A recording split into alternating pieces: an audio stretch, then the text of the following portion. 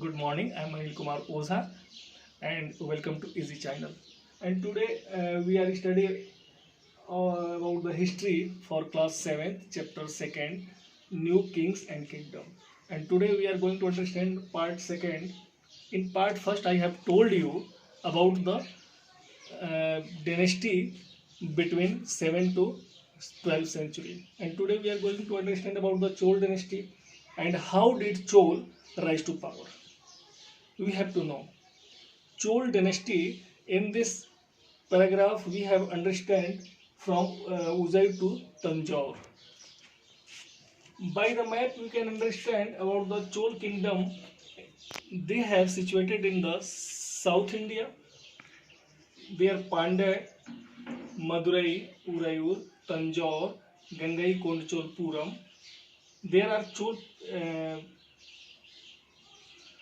area and ruled by the Chol dynasty. Okay. Firstly, we are going to start from the starting. Kaveri Delta.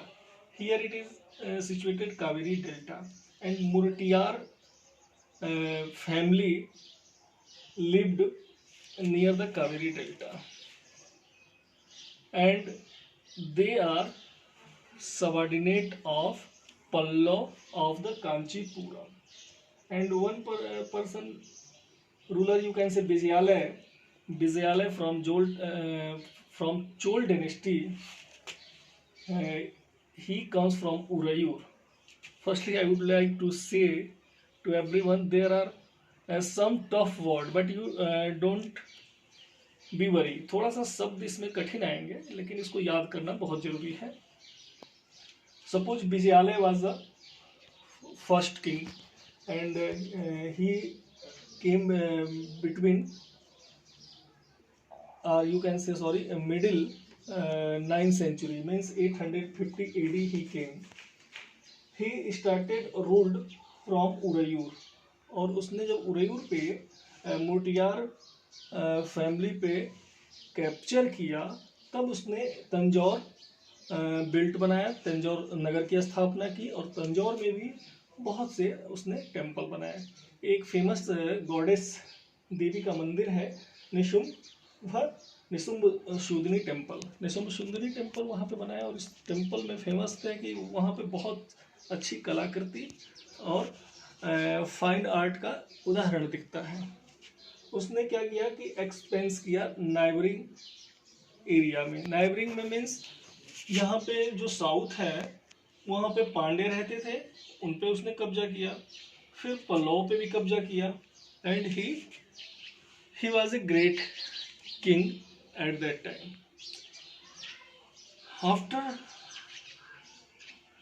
After some time, after some kings, one very most powerful king came. एक बहुत ही famous राजा है राजराज प्रथम, you can say Rajaraja first, ruled at that time from 985 AD to 1014. 985 ईस्वी से 1014 ईस्वी तक राजराज प्रथम ने शासन किया.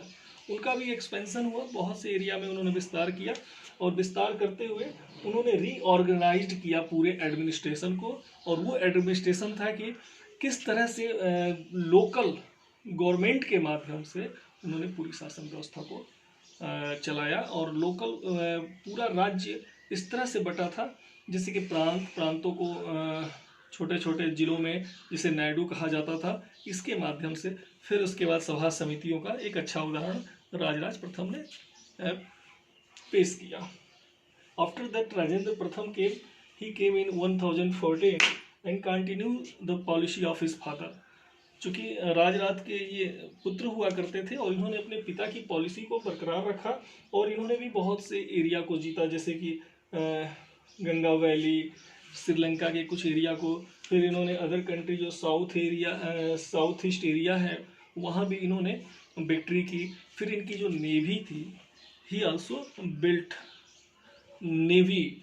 उनकी जो उस समय की नेवी की व्यवस्था थी, चूँकि पानी समुद्र के किनारे बसे हुए थे, कावेरी नदी भी वहाँ पे थी, फिर यहाँ बे ऑफ बंगाल था, and Arab sea also situated at that places. तो उनकी जो नेवी थी वो अन्य राज्यों पे कब्जा करने के लिए या उसमें अपनी डोमिनेंट दिखाने के लिए बहुत अच्छा अवसर इन्हें मिला, और ये ही was also very brave king.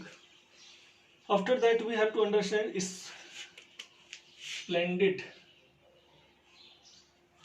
splendid temple and bronze sculpture we have no.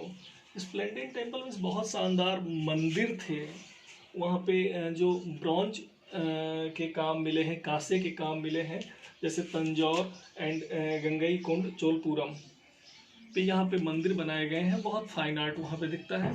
जो तंजौर में राजराजेश्वर मंदिर राजराज फर्स्ट ने बनाया, एंड गंगई कुंड चोलपुरम में राजेंद्र प्रथम का बनाया हुआ बहुत अच्छे अच्छे मंदिर मिले हैं. और इसी तरह से टेम्पल्स क्या थे, तो temples not only worship but it is the hub of the culture and social economic centre. वहाँ पे बहुत से लोग अपना निवास स्थान भी करते थे. Every professional was presented eight that places. जैसे गॉरलैंड मार्केट बना हुआ था, कुक्स थे, स्वीपर्स थे, म्यूजिशियन थे, उस टेम्पल के इर्द गिर्द वो बसा करते थे और वहाँ पे अपनी जीविका चलाते थे. टेम्पल के बहुत अच्छे अच्छे एग्जाम्पल साउथ में मिलते हैं. ब्रॉन्ज इमेज भी बहुत फाइन आर्ट में मिलाई गई है, जैसे कि वो लोग शैव धर्म को मानते थे, शंकर जी की मूर्तियाँ, कुछ बौद्ध धर्म के भी अनुयायी रहे हैं चोल वंश के राजा. इनकी एग्रीकल्चर देखा जाए तो there agriculture sector are very fine. Kaveri river are situated at that places and small canals are emerge from the Kaveri river. Kaveri नदी से छोटी छोटी नहरें निकाली गई थी, उससे इरिगेशन की बहुत अच्छी व्यवस्था थी. वहाँ के इरिगेशन के चलते वहाँ की जो ज़मीन थी बहुत फर्टाइल हुआ करती थी. And 2 crops grown in A 1 year, एक साल में 2 फसलें उगाई जाती थी. और ये तमिलनाडु का जो क्षेत्र है, और जो इसमें सबसे अच्छी फसल थी चावल की फसल, ये चोल डायनेस्टी वाले बहुत अच्छा करते थे.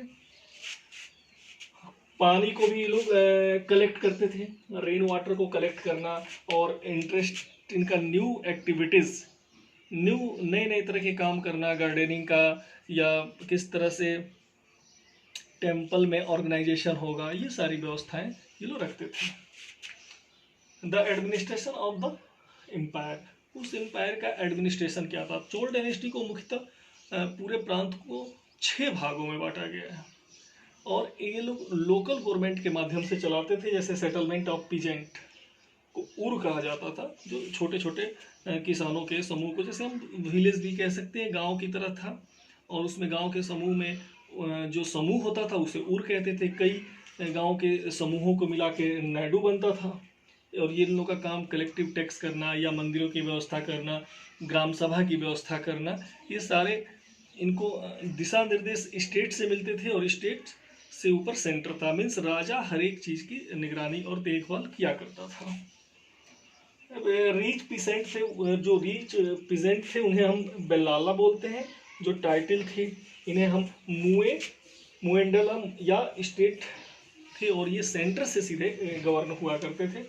उसी तरह से ब्रह्मदेव है. ब्रह्मदेव मीन्स ये जो लैंड ग्रांट है, ज़मीन इन लोगों को ब्राह्मणों को मिलती थी, और उस जमीन के आधार पे ये ब्राह्मण, क्योंकि 2 ही वर्ग थे मुख्य रूप से वहाँ पे, एक बेल्लाल और ब्राह्मण, अन्य वर्ग यहाँ पे नहीं पाए जाते थे.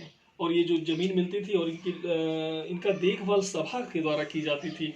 वहाँ के ब्राह्मण किस तरह से कौन सा काम कर रहे हैं, ब्राह्मण भी एक अच्छे पदों पे उनको सम्मानित किया जाता था. And they took most work by the looking after bye सभा. और ये सभा का क्या काम था, तो इरिगेशन करती थी, गोल्डन टेम्पल बनाती थी. सभा भी, सभा समिति, इस तरह की संस्थाएं थी. And they are the elected body from the local members.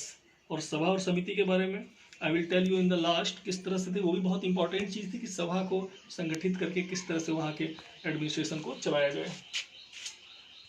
यहाँ जो टाइप ऑफ लैंड है, surely it is some tough word, but try to understand because it is very important for your syllabus and you should learn the things like बेलांग Vaigai, ये land of non ब्राह्मण. Non ब्राह्मणों को जो जमीन दी जाती थी उसको बेलन वेगई कहा जाता था। फिर ब्रह्मदेव क्या जमीन थी, तो it is the land of ब्राह्मण, ये ब्राह्मणों को दिया जाता था। फिर शौलाभागा, यह जो ये स्कूल को जो लैंड दिया जाता था गिफ्ट में, उसे कहा जाता था। एंड नेक्स्ट अब ये जो देवानदाना या तिरुवान मटुकन्नी, यानी ये लैंड जो थी वो मंदिरों को दान दिया जाता था, उस लैंड को कहा जाता था। एंड नेक्स्ट पालीचेचेंडम, पालीचेचेंडम, it is the tough word but you should learn, because if you will learn more and more, surely you are in the habit of speaking the things। इस तरह के जो लैंड थे वो लैंड डोमिनेटेड टू जैनिज्म को दिया जाता था। And the last question is the who could be member of the सभा, सभा का मेंबर कौन हो सकता था। By the Uttar Merur inscription it has described, जो उत्तर मेरूर अभिलेख है उसमें इस चीज़ की चर्चा की गई है कि the person who knows the Veda, his age should be between 35 to 70 years, उसकी उम्र 35 से 70 वर्ष के अंदर होनी चाहिए, वो ऑनेस्ट होना चाहिए, और कमेटी मेंबर को कमेटी के सदस्य बनाया। अलग अलग कमेटियाँ बनी हुई थी, जैसे कि टेम्पल के लिए अलग बनी थी, किसी स्कूल के लिए अलग बनाया गया था, इरिगेशन के लिए अलग बनाया गया था, तो सारे मेंबर अलग थे और एक मेंबर दूसरे कमेटी का मेंबर नहीं हो सकता था। सो इन लोगों का काम बहुत ही अच्छा था।